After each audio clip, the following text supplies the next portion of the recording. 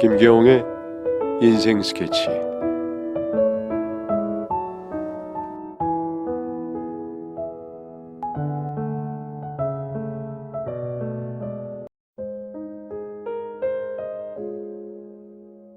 어쩌면 난 결혼하면 안 될 사람이었구나 싶은 생각이 들더라고요. 제 욕심으로 남편이 너무 괴로워하는 것 같아서요. 그래서 평소보다 더 독하게 아빠한테 한 소리를 했고, 당분간 연락하지 말라고, 남편한테도 연락 말라고 거리를 두자고 아빠한테 그랬습니다. 제 말이 서운했던 아빠는 저에게 화를 냈지만 계속 이러면은 아빠랑 연 끊고 살겠다고 하니까 더는 전화 안 하시더군요. 그렇게 다시 집안엔 평화가 찾아왔습니다. 부부관계도 좋게 회복되고 있던 어느 날 남편이 갑자기 뜬금없는 소리를 하더라고요. 당신 카페 하나 해볼래? 응? 갑자기 웬 카페?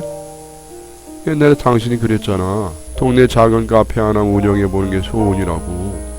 에이, 애들은 어쩌고. 됐어. 다 지난 얘긴데 뭐. 아니야, 당신이 원하면 카페 하게 해줄게. 애들은 뭐 시터 붙이면 되지. 요즘 괜찮은 시터 구하는 것도 어려워. 난 그냥 애들 보면서 집에 있을래. 그럼 따로 하고 싶은 건 없어? 애들 보면서 하는 것도 좋지만 난 당신도 좀 행복했으면 좋겠단 말이야. 난 당신이랑 애들만 있으면 행복한데 갑자기 왜 그래? 안 하던 소리를 하네. 아니 그냥 애들 낳고 나서 당신 인생이 없어진 것 같아서 미안해서 그렇지. 미안할 게 뭐 있어. 그런 거 없으니까 신경 쓰지 마. 아니면 뭐라도 사줄까? 당신 쇼핑한 지 오래됐잖아. 오늘따라 왜 이래? 평소에 안 하던 소리를 골라서 하고. 그게 아니라 당신한테 문득 고마워져서 그래. 요즘 아버님 전화도 뜸하고 하니까 스트레스 받을 일이 없어서 그런지 자꾸 당신한테 뭐 해주고 싶은 생각이 들더라고. 그래? 알겠어. 마음만 고맙게 받을게. 남편은 뭐 하고 싶은 거 없냐며 갖고 싶은 거 있으면 말만 하라면서 갑자기 저에게 평소보다 더 잘해주기 시작했고, 전 그런 남편이 좋으면서도 이상했어요. 왜 그런 말 있잖아요. 남자가 바람이 나면 원래 여자한테 미안한 마음에 더 잘해주게 된다는 그런 말이요. 갑자기 뜬금없이 그런 말이 계속 떠오르더라고요. 절대 그럴 리가 없다고 생각한 사람인데 자꾸만 뭔가 쎄한 기분이 들었습니다. 그러면서 주말이면 자꾸 절 밖으로 내보내려고 했어요. 평일 내내 애들 보느라 수고했다면서 나가서 친구도 좀 만나고 놀고 오라고 하더라고요. 아니면 본인이 애 둘이랑 놀아주고 오겠다며 애들을 데리고 키즈 카페 간다고 나가기 일쑤였어요. 그리고 또 한 날은 서프라이즈라면서 차키를 주더라고요. 애들 더 크고 나면 차가 필요할 것 같아서 샀다면서 그동안 몰래 모아놨던 용돈으로 산 거라고 그러는데 너무 이상했습니다. 돈 쓰는 걸 보면 바람이 난 것 같지는 않은데 왜 안 하던 짓을 저렇게 골라서 하는지 이해가 가진 않았죠. 그러다 우연히 남편이 친구랑 통화하는 걸 듣게 됐습니다. 이번 주에도 만나기로 했어. 야, 그러다 네 와이프가 눈치채면 어떡할 건데? 와이프 모르게 잘 해야지. 다행히 아직은 눈치 못 챈 것 같아. 아무튼 부럽다 야. 나도 그렇게 돈 많은 여자. 통화 내용을 전부 듣지 못했지만 대화 내용이 영 이상했어요. 마치 남편이 돈 많은 여자랑 바람이라도 난 것 같은 대화였죠. 그때부터 남편을 더 자세히 관찰하기 시작했습니다. 그러다 보니 남편이 전과 많이 달라진 것 같더라고요. 원래도 돈도 쪼들리거나 형편이 어렵진 않았지만 그래도 애들 낳고는 나름 아껴 쓰자고 둘이서 그랬었는데 돈도 없는 사람도 아니고 없는 집 자식도 아닌데 설마 그랬을까 싶기도 하고 별의별 생각이 다 들더라고요. 근데 한참 혼자 의심하고 있을 무렵 작은 오빠한테서 전화가 왔어요. 혹시 매제 승진했어? 응? 갑자기 그게 무슨 소리야? 아니 나한테 골프장 회원권을 선물을 했어. 뭐? 그거 비싸지 않아? 그러게 말이야. 5천 정도 해. 근데 그걸 골프 편하게 치라면서 선물을 해줬다니까? 니네 나 모르게 로또라도 당첨됐어? 아니? 무슨 소리야. 로또는 무슨. 들어보니까 형한테도 뭐 해준 것 같던데. 큰오빠한테도?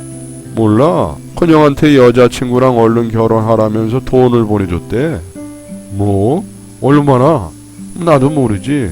자세한 건 큰형한테 물어봐. 오빠는 왜 나한테 말을 안 했지? 너한테 비밀이라고 했다던데. 뭐야? 진짜? 알겠어, 일단 끊어봐. 작은 오빠와 전화를 끊고 전 바로 큰오빠한테 사실관계를 확인했습니다. 근데 큰오빠가 어떻게 알았냐면서 남편한테 돈 받은 게 맞다고 하더라고요. 자기는 괜찮다고 사양했는데 돈 때문에 결혼 못하고 계신 거 아니냐면서 굳이 돈을 오빠한테 보냈대요. 그것도 5천이라는 거금을요. 오빠는 그런 일이 있었으면 나한테 얘기를 했어야지. 아니 매지가 절대 말하면 안 된다고 그래서. 나도 어차피 돌려줄 생각이라 너한테 따로 말 안 했지. 전화를 끊은 전 어떻게 해야 할지 깊은 고민에 빠졌습니다. 마음이 계속 복잡한 게 진짜 이 사람이 바람이라도 난 건가 싶더라고요. 남편을 추궁해봐야 사실대로 말하지 않을 것 같아서 전 증거를 잡기로 했습니다. 근데 휴대폰을 봐도 별다른 게 안 나오더라고요. 그래서 어떡하든 사실을 알아낼 기회만 엿보고 있을 때 남편이 또 그러더라고요. 당신 여행 안 다녀올래? 친구들이랑 여행 다녀와. 애들은 내가 볼게. 이거다 싶었어요. 나 여행 보내고 뭔가 딴짓을 하려나 보다 싶었죠. 그래서 남편 말에 토도 안 달고 여행 간다고 말한 뒤 돈을 받았습니다. 그리고 비행기표는 제가 알아서 끊겠다고 말을 하고 여행 간다고 한 그날 남편의 배웅을 받으며 공항까지 갔다가 친구들과 만나서 알아서 가겠다고 먼저 남편을 보낸 뒤 그 뒤를 쫓았죠. 남편은 큰애 작은애까지 둘을 데리고 차에 타더니 어디론가 가더라고요. 택시 타고 그 뒤를 얼른 쫓았는데 당연히 집으로 향할 줄 알았던 남편 차가 다른 곳으로 빠졌어요. 어떻게 애들까지 데리고 다른 여자랑 호텔을 갈 수 있는지 제가 제대로 본 게 맞는지 두 눈이 의심스러울 정도였습니다. 택시에서 내린 저는 정신 나간 사람처럼 남편의 뒤를 쫓았고 그러더니 웬 여자를 차에 태우더라고요. 멀리 있는 데다가 차도 많이 잘 안 보였지만 남편 차에 탄 건 분명 여자였습니다. 전 그런 남편을 쫓아갔고 남편 차가 호텔로 들어가더라고요. 손이 달달 떨렸죠. 제가 제대로 본 게 맞는지 두 눈이 의심스러울 정도였습니다. 택시에서 내린 전 정신 나간 사람처럼 남편의 뒤를 쫓았고 애들 둘과 캐리어를 끌고 어떤 여자와 엘리베이터를 기다리고 있는 남편의 뒷모습이 보였습니다. 그 여자는 애들이랑 손까지 잡고 있었고 그 넷은 누가 봐도 한 가족인 것처럼 다정해 보였어요. 저 둘을 어떻게 해야 하나 어쩔 줄 모르고 지켜보고 있는데 남편이 여자 쪽으로 다가가더니 옷 앞섬을 만져주더라고요. 그 모습에 저도 모르게 눈을 질끈 감았어요. 얼핏 봤는데 여자가 나이도 꽤 있어 보이더라고요. 아무리 김태희랑 살아도 전원주랑 바람나는 게 남자라는 족속들이라지만 저 여자가 아무리 돈이 많다고 해도 어떻게 애들까지 데리고 이렇게 바람을 피우러 나올 수 있는지 황당함을 감추기 어려웠습니다. 머릿속으로 어떻게 해야 할지 결론이 나기도 전에 저도 모르게 발이 움직였고 그 순간 남편과 제 두 눈이 마주쳤어요. 여기서 뭐해? 당신 여기 왜? 분노가 머리끝까지 올랐던 저는 남편 말을 무시하고 그 여자에게로 돌진했습니다.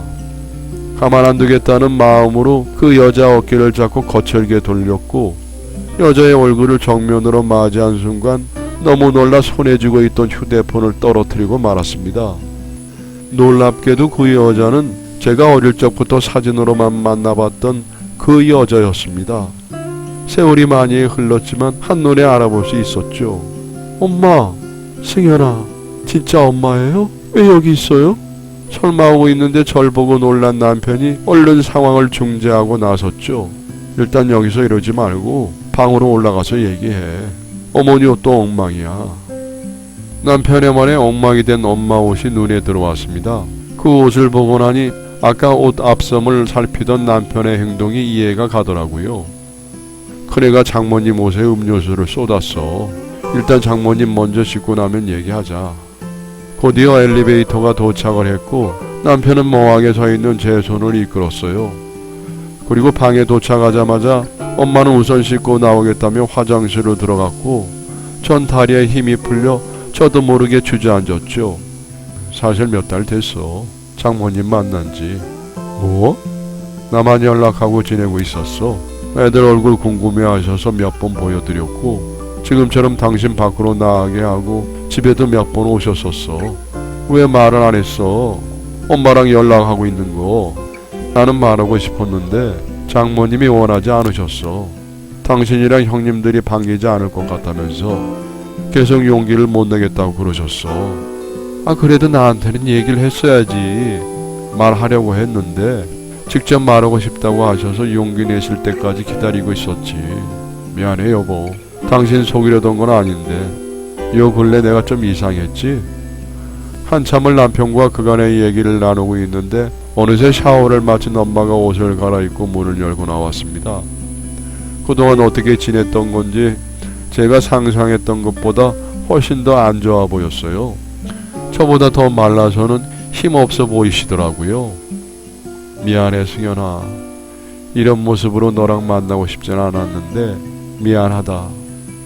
갑자기 왜 나타나셨어요? 여태 잘 살다가.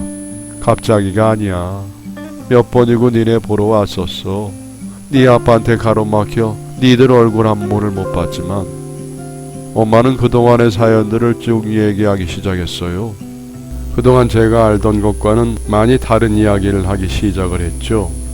그때 너네 아빠랑은 이혼이 최선이었어. 그때 내가 죽을 것 같아서 도망칠 수밖에 없었다. 니네 아빠는 내가 슈퍼에서 장만 봐도 슈퍼집 남자랑 바람을 폈다고 의심을 했고 하루가 멀다 하고 나에게 손찌검을 했었다. 숨이 막혀 죽을 것만 같았어.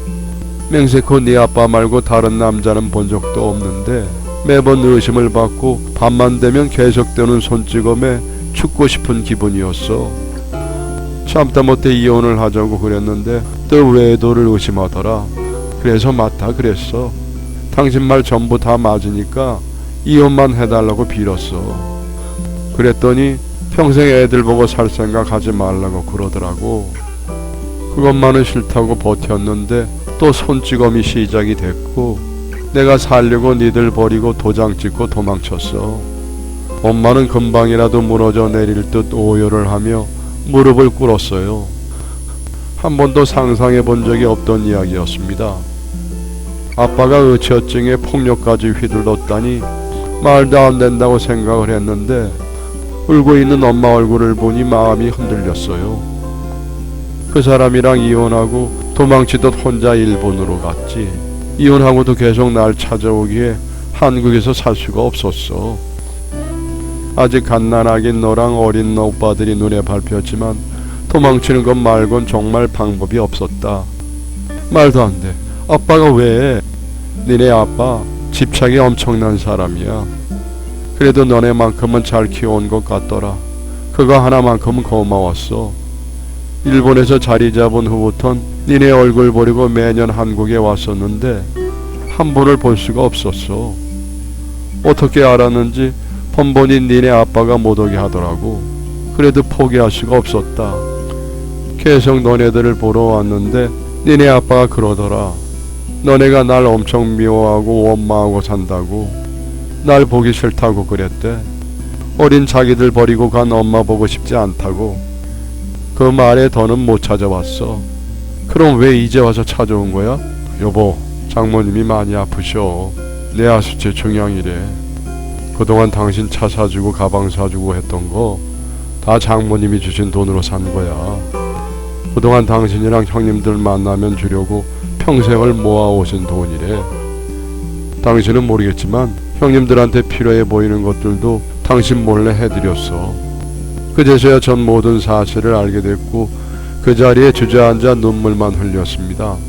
가슴이 미어진다는 게 이런 기분인가 싶고 그동안 엄마를 원망하며 살아왔던 시간들이 전부 다 후회가 되더라고요. 엄마가 너무 불쌍하게 느껴졌어요. 또 아빠가 믿기도 했어요. 오빠들이랑 제가 평생 엄마에 대해 오해하게끔 그렇게 말해온 게 미웠고 원망스러웠죠. 전 엄마에게 일단 집으로 가자고 말한 뒤 오빠들에게 집으로 좀 오라고 전화를 했습니다. 서로 간에 긴 시간 동안 쌓여있던 오해를 풀며 대화를 나누고 있는데 아빠가 어떻게 알았는지 저희 집에 찾아오셨더라고요. 아빠가 집에 오는 순간 전 더 정확히 알게 되었습니다.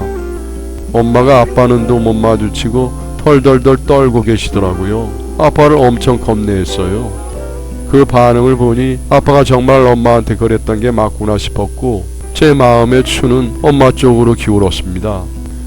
네가 여기가 어디라고 와? 바람나서 자식들 다 버리고 도망간 주제에 여기가 어디라고 기어오냐고? 아빠는 엄마를 향해 손을 들었고 큰 오빠랑 작은 오빠는 얼른 아빠를 붙잡았습니다.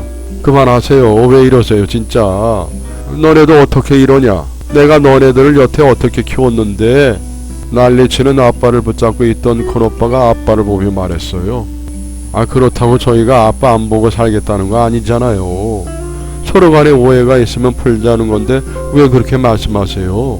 오해는 무슨 오해? 이 옆에 내가 딴짓한 게 한두 번인 줄 알아? 껄핏하면 동네 남자들한테 누르숨이나 흘리고 그랬어. 니네들이 뭘 안다고 그래? 두 분 사이에 무슨 문제가 있건 저희랑은 아무 상관없어요. 저희는 그냥 아버지는 아버지대로 어머니는 어머니대로 만나고 싶으면 만나고 살고 싶어요. 두 분 말 중 뭐가 진실이든 그런 건 신경 안 쓸 거라고요. 왜 신경을 안 써? 저 옆에 내가 잘못한 건데 왜 신경을 안 쓰냐고? 그래서 평생 어머니 미워하며 살았으면 됐잖아요. 이젠 잘잘못만 따지고 싶어요. 네, 맞아요 아빠. 전 엄마랑 계속 연락하면서 지낼 거예요. 뭐? 아니 네가 어떻게 나한테? 내가 너 저놈이랑 이혼하면 잘 살게 해주려고 돈까지 모아놨는데 어떻게 이래? 필요 없어요. 저 이 사람이랑 사랑하고 이혼 생각도 없어요. 그러니까 저한테 집착 좀 그만하세요. 아빠 그럴 때마다 진짜 숨 막혀. 그동안 키워주신 은혜 모른 척 하겠다는 거 아니에요. 아빠랑 영 끊고 살겠다 이런 것도 아니고요. 근데 지금은 엄마를 챙겨드리고 싶어요. 몸도 아프시잖아요. 아빠는 제 말에 큰 배신감을 느낀 듯 자리를 박차고 나가버렸고 지금까지도 연락을 안 받으십니다. 다행이라고 해야 할지 모르겠지만 엄마랑은 왕래하며 지내게 됐습니다.